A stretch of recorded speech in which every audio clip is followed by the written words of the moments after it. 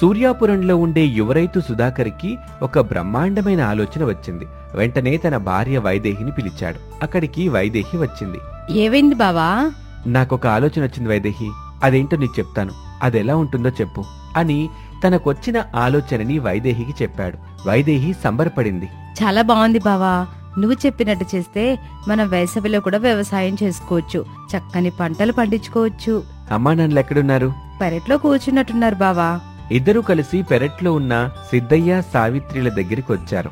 ఏం బాబు, కోడల్ని తీసుకుని ఇలా వచ్చావేంటి? నాన్న, కొండ మీద పడిన వర్షపు నీరంతా వృధాగా పోతుంది. అలా పోకుండా మనం ఏదైనా చేద్దాం నాన్న. ఆ వర్షపు నీళ్ళని నిలవ పెట్టుకుంటే వేసవిలో మనకు వ్యవసాయం చేసుకోవడానికి పనికొస్తాయి కదా. బాబు సుధాకరో, ఆ నీళ్ళని నిలవ చెయ్యాలని నేను మీ నాన్న ఎప్పటి నుంచో అనుకుంటున్నాం, కానీ నిలవ చేయలేకపోయాం. ఇప్పుడు నీ దగ్గర ఏదైనా నిలవ చేసే ఉపాయం ఉందంటే చెప్పు బాబు, అట్టాగే చేద్దాం. మనకి కావలసింది ఎండాకాలంలో నీటి సమస్య రాకుండా ఉండడం. అందుకు మనం ఏం చేయాలో చెప్తే అదే చేద్దాం బాబు. అమ్మా నాన్న, నాకొచ్చిన సలహా ఏంటంటే, కొండ కింద మనకి ఎకరం పొలం ఉంది కదా. ఉంటే ఆ పొలం అమ్ముదాం అని అంటున్నావా ఏంటి బాబు? అమ్మడం కాదమ్మా, అక్కడ బావి తవ్వితే బాగుంటుంది. నీళ్లు వృధాగా పోవు. అది రాళ్లతోనూ ముళ్ళ కంచెలతోనూ నిండిపోయింది కదా బాబు. అవునన్నా, ఊరి వాళ్ళందరి సహాయం తీసుకుందాం. తల ఒక చెయ్యేస్తే బాగుంటుంది. తొందరగా బావి తవ్వటం పూర్తయితే ప్లాస్టింగ్ చేయించుకుంటే నీళ్లు ఎప్పటికీ ఇంకిపోకుండా ఉంటాయి. కొడుకుకొచ్చిన ఆలోచన బాగుండటంతో సిద్ధయ్య లేచి మనసారా అభినందించి ఆలింగనం చేసుకుంటాడు. అత్తాకోడళ్ళు కలుసుకున్నారు. అందరూ కలిసి ఊరి వాళ్ళని రచ్చపెంట దగ్గరికి రమ్మని చెప్పారు. అందరూ వచ్చారు. తనకొచ్చిన ఆలోచన గురించి చెప్పాడు సుధాకర్. కాని ఊరివారెవ్వరూ ఎలాంటి సహాయమూ చేయలేమని చెప్పేశారు. కాని పట్టువదలని విక్రమార్కుల్లా సుధాకరు, తన భార్య వైదేహి తల్లిదండ్రులతో కలిసి రాళ్లతో నిండిన ఎకరం పొలం దగ్గరికొచ్చారు. సిద్ధయ్య, సుధాకరు పెద్ద సుత్తెలతో రాళ్లను కొడుతూ ఉంటారు. వైదేహి, సావిత్రి ముక్కలైన రాళ్లని తీసి ఆ పొలం గట్టున పెడుతూ ఉంటారు. అలా రోజులు గడుస్తూ ఉంటాయి. అందరూ కలిసి బావి తవ్వుతారు. సుధాకర్ ప్లాస్టింగ్ కూడా చేయించేస్తాడు. కొండ మీద పడుతున్న వర్షం నీరు మొత్తం వచ్చి సుధాకర్ ప్లాస్టింగ్ చేయించిన బావిలోకి వస్తుంది. అలా ఆ బావి నిండుతుంది. ఇక వేసవి కాలం మొదలవుతుంది. ఊరంతా నీటి కష్టాలు పడుతుంటే సుధాకర్ తన బావిలోని నీటితో చక్కగా వ్యవసాయం చేస్తూ ఉంటాడు. అది చూసిన ఊరి వాళ్ళు ఆ రోజు సహాయం చేసుంటే ఈ రోజు మనకి కూడా నీళ్లొచ్చేవి కదా అని బాధపడుతూ ఉంటారు. ఒక రోజున వైదేహి వంట చేస్తుంటే సుధాకర్ టమాటాలు కోస్తూ ఉంటాడు. ఇదంతా సుధాకర్ తల్లి సావిత్రి చూసి సంబరపడుతూ అరుగు మీద కూర్చున్న భర్త సిద్ధయ్య దగ్గరకు వచ్చింది. ఏవయ్యా, ఒకసారి వంటగది దగ్గరికి రండి. వంటగది దగ్గరికా? ఏమైంది సావిత్రి? నేను చెప్పేది కాదులేదు, మీరే స్వయంగా మీ కళ్ళతో చూస్తే బాగుంటది. అబ్బా, ఏంటో చెప్తే సరిపోతుందిగా. ఇప్పుడు నేను లేచి లోపలికి రావడం అంత అవసరమా చెప్పు? అవసరం కాబట్టే కదండి నేను మిమ్మల్ని వంటగది దగ్గరికి రమ్మని చెబుతున్నాను. నువ్వెందుకు రమ్మంటున్నావో నాకు అర్థమైందిలే సావిత్రి. నేను రాను, ఇక్కడే కూర్చుంటాను. వంట పూర్తయిన తర్వాత చెప్పు, వచ్చి తింటాను. అబ్బా, మీరు అనుకుంటున్నట్టు మీకు ఇప్పుడు కూరగాయలు కోసిమ్మని చెప్పను. ఒకసారి వంటగది దగ్గరికి రండి. సర్లే సావిత్రి, కూరగాయలు మాత్రం కొయ్యను, నేను ముందే చెప్తున్నాను. నేను చెప్తున్నాను కదా, కూరగాయలేం కోసి వద్దు. సావిత్రి, సిద్ధయ్య ఇద్దరు వంటగది దగ్గరికి వచ్చారు. కొడుకు సుధాకర్ టమాటాలు కోస్తుంటే కోడలు వైదేహి వంట చేస్తూ ఉంటుంది. బావా, టమాటాలు కోయడం పూర్తయిందా లేదా? అయిపోయింది వైదేహి, ఇదిగో తీసుకో. కోసిన టమాటా ముక్కలున్న గిన్నెని వైదేహికి ఇచ్చాడు. నిజం చెప్పనా బావా? చెప్పు వైదేహి. నాకంటే నువ్వే చాలా బాగా కూరగాయలు కోస్తున్నావు. రోజూ కోసివ్వచ్చు కదా. షూ, గట్టిగా రోకో, అమ్మవాళ్ళు వింటే ఏమనుకుంటారు? సిద్ధయ్య, సావిత్రి ఆ మాటలు వింటారు. ఏమంటాం? భార్య కొంగుచాటు భర్త అంటాం. భార్యని ప్రాణంగా ప్రేమించే భర్త అంటారు. ఆ మాటలు విని సిద్ధయ్య, సావిత్రిల వైపు చూశారు సుధాకర్ దంపతులు. వైదేహి సిగ్గుతో తలదించుకుంది. సుధాకర్ అక్కడ ఉండకుండా పరుగులాంటి నడకతో పడక గదిలోకి వెళ్తాడు. మా ఊపిరున్నంత వరకు మీరిద్దరు ఇలాగే ఉండాలమ్మా. అవును కోళ్ళ, మాకన్ని విధాలా మీరే ఆనందంగా ఉండండి అని చెబుతూ ఉండగా ఊరి వాళ్ళు కొంతమంది సిద్ధయ్య ఇంటికొచ్చారు. సుధాకర్ బాబు, సుధాకర్ బాబు, బయటికి రండి బాబు. అమ్మా సావిత్రి తల్లి, బయటికి రండి తల్లి. మీతో మాట్లాడడానికి ఊరు వాళ్ళం వచ్చాము, దయచేసి బయటికి రండి అని పిలుస్తూ ఉండగా సిద్ధయ్య, సావిత్రి బయటకొచ్చారు. ఊరి వాళ్ళు దన్నాలు పెట్టారు. సిద్ధయ్య, సావిత్రి కూడా తిరిగి దన్నాలు పెట్టారు. ఏంటి గోపయ్య, ఊరంతా కట్టగట్టుకుని మా ఇంటికొచ్చారు? ఏమైందేంటి? అయ్యా, మీరు సుధాకర్ బాబు పెద్ద మనసు చేసుకోవాలి, మమ్మల్ని ఆదుకోవాలయ్యా. డబ్బులేమన్నా కావాలా గోపయ్య? డబ్బులు కాదయ్య గారు, నీళ్లు కావాలి. సావిత్రి, అందరికీ తాగడానికి నీళ్ళివ్వు, తాగేసి వెళ్తారు. అయ్యా, మేము నీళ్ళు అడుగుతోంది మా గొంతుకులు తడుపుకోవడానికి కాదయ్యా. మరి నీళ్ళ కోసమే వచ్చామని చెప్పారుగా గోపయ్య. బాబు గారు, మేము అడుగుతున్న నీళ్లు పొలాల గొంతుకల్ని దడపడానికి. ఓహో, పొలాలకి కావలసిన నీటి కోసం వచ్చారా? వెళ్ళండి వెళ్ళండి, నీళ్ళేవు ఏమీ లేవు, వచ్చిన దారినే వచ్చినట్టుగా వెళ్ళండి. అయ్యా, అంత కఠినంగా మాట్లాడకండి, పెద్దవాళ్ళు, మీరు పెద్ద మనసు చేసుకోవాలి. ఇప్పటి వరకు ఊరు గురించి చేసుకున్న పెద్ద మనసు చాలే సుబ్బయ్య, ఇక వెళ్ళిరండి. సావిత్రమ్మ, తమరు కూడా అట్ట అంటే ఎట్ట తల్లి? నా చేతెళ్ళి నోట్లోకి వెళ్ళాలంటే పంటలు బండాలంటే ఖచ్చితంగా నీళ్లు కావాలా? అసలు ఇది ఎండాకాలం, చెరువుతో పాటు కాలువలు వాగులు అన్ని ఎండిపోయినాయి. మరి మా దగ్గర మాత్రం నీళ్ళు ఎక్కడున్నాయి గోపయ్య? యువ రైతు సుధాకర్ బాబు తెలివిగా ఆలోచించి ఎందుకు పనికిరాదని వదిలేసిన రాళ్ల భూమిని కష్టపడి బావిలాగా దొవ్వాడు. నీళ్లు భూమిలోకి ఇంకకుండా ప్లాస్టింగ్ చేయించాడు. ఇప్పుడు అదే నీటితో ఎంత వేసవిలోనైనా సరే పచ్చని పంట పండిస్తున్నాడు. ఎంతైనా ఈ రైతుకి కొడుకు గదా. సావిత్రి తల్లి, సుధాకర్ బాబు గారు ఈ ఆలోచన చెప్పినప్పుడు మాకు తోచలేదు, అసలు అర్థం అవ్వలేదు. ఆ రోజు తనకి సహాయం చేయమని ఊరు మొత్తాన్ని అడిగాడు. మేమప్పుడు మాకున్న పనుల వలన ఎట్లాంటి సహాయము చేయలేకపోయాం తల్లి, తప్పు మాదే, మన్నించండమ్మా. ఇప్పుడెంతగా వేడుకున్నా లాభం లేదు గోపయ్య. మాకు పూర్తిగా మనసు విరిగిపోయింది. మేమైతే నీళ్ళివ్వలేం, మీరిక వెళ్ళండి అని చెప్తాడు సిద్ధయ్య. అందరూ దిగాలుగా ముఖాలు పెట్టుకుంటారు.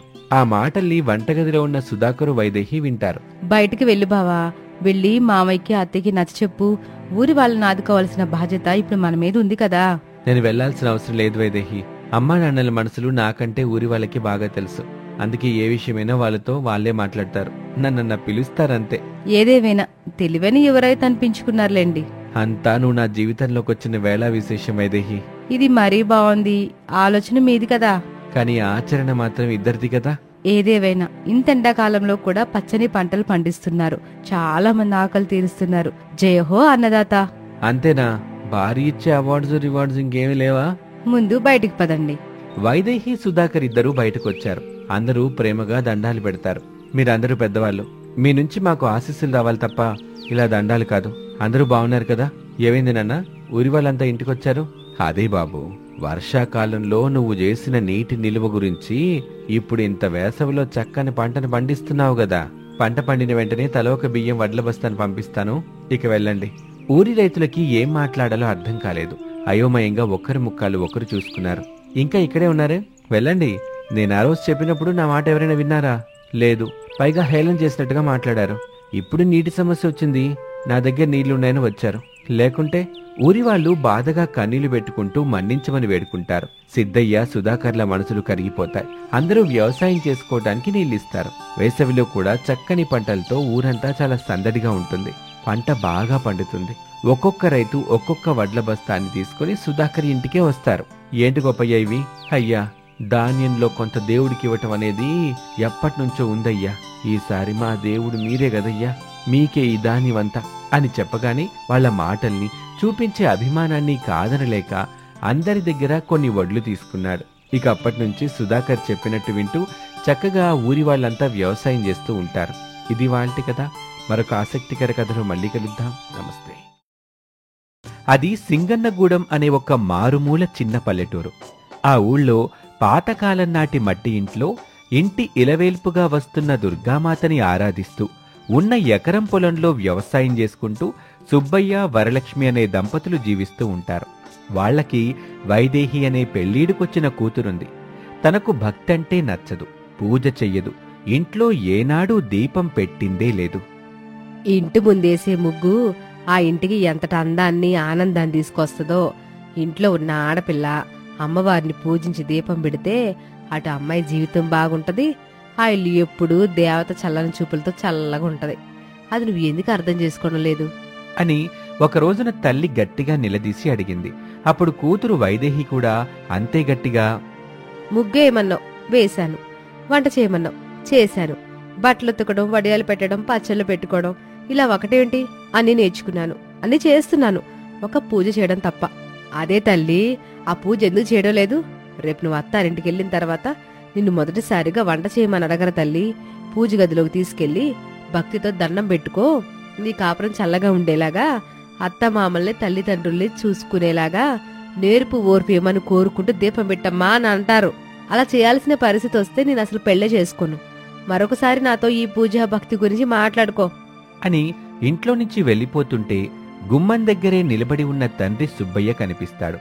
వైదేహి ఆగిపోతుంది. సుబ్బయ్యకి కూతురు వైదేహి మీద ఎలాంటి కోపమూ లేదు.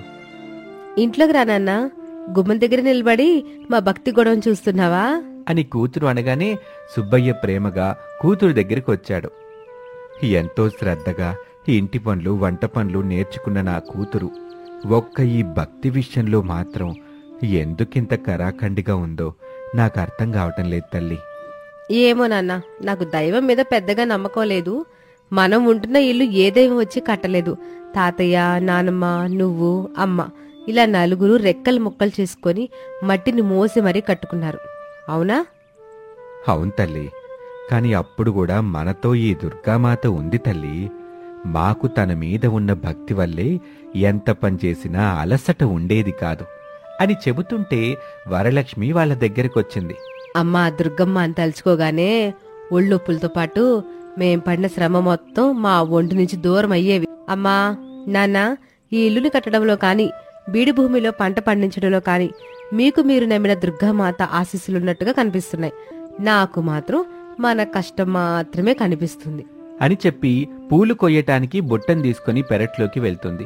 తాము రోజూ పూజించే ఆ దుర్గమ్మ తల్లి ఆశీస్సులతో చాలా సంవత్సరాలకు పుట్టిందని ముద్దుగా వైదేహి అని పేరు పెట్టుకున్నందుకు ఆ తల్లి మీద ఎలాంటి భక్తి లేకుండా పోయిందని, తమ బాధని భక్తిని ఎప్పటికీ తమ కూతురు అర్థం చేసుకుంటుందోనని సుబ్బయ్య వరలక్ష్మి దంపతులు పొలం దగ్గరికి వచ్చారు. చక్కగా నిండుగా కాసిన పంటని చూసి మురిసిపోతూ ఉంటారు. యావయ్యా, ఈ ఏడాది ఆ అమ్మవారి దయ వల్ల పంట బాగా కాసింది. పంట కోసం చేసిన అప్పు తీర్చిన తర్వాత మిగిలిన డబ్బులతో అమ్మాయికి మంచి సంబంధం చూసి పెళ్లి చేద్దాం. ఏమంటావయ్యా? నీ మాటని నేనెప్పుడైనా కాదంటానా వరం? సంబంధాలు చూడమని పురోహితుల వారికి చెప్తాన్లే అని చీకటి పడే వేళ వరకు పొలం చుట్టూ తిరుగుతూ చేతికి అందివచ్చిన పంటని చూసుకుని ఇంటికొస్తారు. అప్పటికే ఇంటి దగ్గర కూతురు వైదేహి వంట చేసి తల్లిదండ్రుల కోసం గుమ్మం దగ్గర నిలబడి ఎదురు చూస్తూ ఉంటుంది. కాసేపటికి తల్లిదండ్రులు సంతోషపడుతూ ఇంటికొస్తారు. అన్నం పెట్టనా నాన్నా? ఇప్పుడే కదా తల్లి పొలం నుంచొచ్చింది, కాసేపయ్యాక తింటానులే, నువ్వు మీ అమ్మ తినేయండి. లేదు నాన్న, మనందరం కలిసే తిందాం. యావయ్యా, మన కూతురు గురించి తెలిసి కూడా ఎందుకు చెప్పడం? పద, తినేస్తూ పని అయిపోద్ది. ఏం కూర చేసావురా? మామిడికాయ పప్పు నాన్నా. వారెవ్వా, మామిడికాయ పప్పు చేశావా? మరి చెప్పవేం తల్లి, నీకు తెలుసు కదా మామిడికాయ పప్పు అంటే నాకు చాలా ఇష్టమని. అందుకే చేశాను నాన్నా. ఆ రోజు రాత్రి అన్నం తినేసి పడుకుంటారు. ఓ అర్ధరాత్రి వేళ దొంగలైన మల్లిగాడు నాగరాజు ఇద్దరూ కలిసి లాంతరు సంచుల మూటని పట్టుకుని సుబ్బయ్య పొలం దగ్గరికి వచ్చారు. ఎరమల్లి, నువ్వు చెప్పిన పొలం ఇదేనా? అవునరా నాగా, చూసావా పంట ఎంత బాగా కాసిందో? అవును మల్లి, ఈ పంటతో వచ్చిన డబ్బులతో మనం చాలా కాలం సుఖంగా మన భార్య బిడ్డలతో జీవించొచ్చు. ఆలస్యం చేయకుండా మన పనిని మొదలు పెడదాం అని చెప్పి తెచ్చుకున్న సంచుల్లోకి పంటని వేస్తూ ఉంటారు. తెల్లారుతూ ఉండగా పంట మొత్తం దోచుకుని అక్కడి నుంచి వెళ్లిపోతారు. మరుసటి రోజున సుబ్బయ్య, వరలక్ష్మి, వైదేహి ముగ్గురు కలిసి ఇద్దరు కూలివాళ్లను తీసుకుని పొలం దగ్గరికొస్తారు. నిండుగా కాసిన పంట లేకపోవటంతో వెలవెలబోతున్న పొలాన్ని చూసి గుండెలు పగిలేలా ఏడుస్తారు. అయ్యో వరం, ఎంతకాలం రాత్రి పగలు అని తేడా లేకుండా కష్టపడి పంటేస్తే తీరా చేతికొచ్చే సమయానికి ఇలా జరిగిందేంటి? ఇప్పుడు అప్పిచ్చిన షావుకారికి ఏం చెప్పాలి?